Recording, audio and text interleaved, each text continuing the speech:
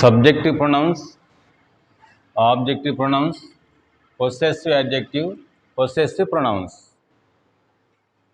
అయితే ఇక్కడ సబ్జెక్టివ్ ప్రొనౌన్స్లోని మనకి ఐ నేను, వి మేము మనము, యు నీవు మీరు, దే వారు వాళ్ళు, హీ అతను, షీ ఆమె, ఇట్ అది. ఇవి ఇవన్నీ కూడా సబ్జెక్టివ్ ప్రొనౌన్స్. ఇక్కడ చూసుకున్నట్లయితే ఆబ్జెక్టివ్ ప్రొనౌన్స్లోని మీ నన్ను నాకు, అజ్ మమ్మల్ని మాకు, యు మిమ్మల్ని మీకు, దెమ్ వారిని వాళ్లకు, హిమ్ అతన్ని అతనికి, హర్ ఆమెను ఆమెకు, ఇట్ దాన్ని దానికి. పనులు స్వీకరించేవి. ఇవి పనులు చేసేవి, ఇవి పనులు స్వీకరించేవి. Next possessive adjective. పొసెసివ్ యాడ్జెక్టివ్లోని మై నా యొక్క, అవర్ మా యొక్క, యువర్ మీ యొక్క, దేర్ వారి యొక్క, ఇజ్ అతని యొక్క, హర్ ఆమె యొక్క, ఇట్స్ దాని యొక్క. సొంతం అని చెప్పేవి ఇవి. Next possessive pronouns. పొసెసివ్ ప్రొనౌన్స్లోని మైన్ నాది, అవర్స్ మాది మనది, యువర్స్ నీది మీది, దేర్స్ వారిది, ఇజ్ అతనిది, అర్స్ ఆమెది, ఇట్స్ దానిది. సొంతం అని చెప్పేవి. అయితే ఇక్కడ మనకి వీటి యొక్క ప్రాధాన్యత ఏంటంటే సబ్జెక్టివ్ ప్రొనౌన్స్లోని మనము సెంటెన్స్లోని స్టార్టింగ్లోనే ఉంటాయి అన్నమాట. ఈ సబ్జెక్ట్స్ అనగా కర్తలు ఇవి. ఇవి ఎప్పుడూ కూడా పనులు చేసేవాటిగా స్టార్టింగ్లోనే ఉంటాయి అన్నమాట. For example, I am going to school, we are going to school, మేము స్కూల్కి వెళుచున్నాము, you are going to school, they are going to school, he is going to school, she is going to school, it is going to school. ఆ విధంగా అనమాట.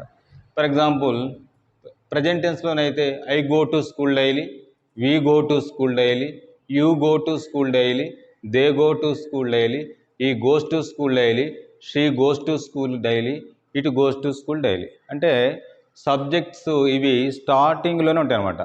సెంటెన్స్కి ప్రారంభంలోనే ఇవి ఈ యొక్క కర్తలు అనేటువంటి యొక్క సబ్జెక్ట్స్ స్టార్టింగ్లోనే ఉంటాయి అన్నమాట. వాటి యొక్క అంటే ఇవి ఎప్పుడు కూడా పనులు చేసే వాటిగానే ఉంటాయి అన్నమాట ఇవి. తర్వాత ఇక్కడ ఆబ్జెక్టివ్ ప్రొనౌన్స్లోని మీ నన్ను నాకు, అజ్ మమ్మల్ని మాకు, యు మిమ్మల్ని మీకు, దెమ్ వారిని వాళ్లకు, హిమ్ అతన్ని అతనికి, హర్ ఆమెను ఆమెకు, ఇట్స్ దాన్ని దానికి. ఇవేంటంటే ఫర్ ఎగ్జాంపుల్ ఇవి పనులు స్వీకరించే వాటికి ఉంటాయి అన్నమాట. పనులు స్వీకరించడం అంటే ఏంటి? వారు నన్ను పిలుస్తున్నారు, దే ఆర్ కాలింగ్ మీ అనాలి. నన్ను, దే ఆర్ కాలింగ్ మీ. లేదా వారు నన్ను పిలిచారు, దే కాల్డ్ మీ. వారు మమ్మల్ని పిలుస్తున్నారు, దే ఆర్ కాలింగ్ హస్. మమ్మల్ని, నన్ను అని అనేటప్పుడు ఇవి ఆబ్జెక్టివ్ ప్రొనౌన్స్ తీసుకోవాలన్నమాట. తర్వాత వారు వారిని పిలుస్తున్నారు, దే ఆర్ కాలింగ్ దెమ్. వారు వారిని పిలుస్తున్నారు, దే ఆర్ కాలింగ్ దెమ్. వారు వారిని పిలుస్తున్నారు. వారు అతన్ని పిలుస్తున్నారు, వారు అతన్ని పిలుస్తున్నారు, దే ఆర్ కాలింగ్ హిమ్.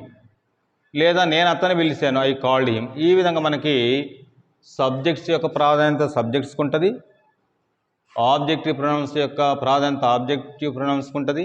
తర్వాత ఇక్కడ పొసెసివ్ యాడ్జెక్టివ్లో చూసినట్లయితే మై నా యొక్క అంటే this is my book, this is your book అనేటప్పుడు ఇవి ఉపయోగపడతాయి అన్నమాట. That is your car, that is our house అనేటప్పుడు ఇవి మనకి ఈ విధంగా వీటిని యూజ్ చేసుకోవచ్చు. ఏది? పొసెసివ్ యాడ్జెక్టివ్ని. పొసెసివ్ ప్రొనౌన్స్లోని దిస్ బుక్ ఈజ్ మైన్, ఈ పుస్తకం నాది. This car is ours, this car is ours. ఈ విధంగా మనకి పొసెసివ్ ప్రొనౌన్స్లోని ఇవి ఉపయోగపడతాయి. అయితే వీటి యొక్క ప్రాధాన్యత ఏంటంటే ఇవి ప్రధానంగా ఇవి మనకి తెలిసి ఉండాలి. We have to know about these all things. Means subjective pronouns, objective pronouns, possessive adjective, possessive pronouns ఇవన్నీ కూడా మనకి తెలిసి ఉండాలి. అప్పుడు మాత్రమే మనము ఒక సెంటెన్స్ని ఫామ్ చేయగలము. ఒక సెంటెన్స్ని ఫామ్ చేయాలంటే ఓకేనా, ఒక సెంటెన్స్ నిర్మాణం కావాలంటే కంపల్సరిగా ఇవి మనకు తెలిసి ఉండాలి. ఇవి తెలియకపోయినట్లయితే మనం మాట్లాడటం చాలా కష్టం అనమాట. ఇవి ఫస్ట్ ఇవన్నీ కూడా మనకి వీటి మీనింగ్స్ కూడా మొత్తం మనకి తెలిసి ఉండాలి. అయితే మనము ఈ యొక్క స్పోకెన్ ఇంగ్లీష్ అనేది ఏంటంటే మాట్లాడించాలి. We have to make them speak. ఎవరైతే ఈ యొక్క నేర్చుకుంటూ ఉన్నారో వాళ్ళతో కూడా మాట్లాడించాలి. ఇట్లా మాట్లాడించకుండా ఉంటే ఇది రాదు. కేవలము చెప్పుకుంటూ పోతే ఈ యొక్క మాట్లాడటం అనేది రాదు. మరి నేను మీతో కూడా నేను మాట్లాడిస్తా. తర్వాత క్లాసులలోని నెక్స్ట్ క్లాసులలోని మీతో కూడా నేను మాట్లాడిస్తా. అట్లా మాట్లాడించకుండా ఉన్నట్లయితే ఈ యొక్క లాంగ్వేజ్ అనేది రాదు. కేవలము చెప్పుకుంటూ పోతే వచ్చేది కాదు.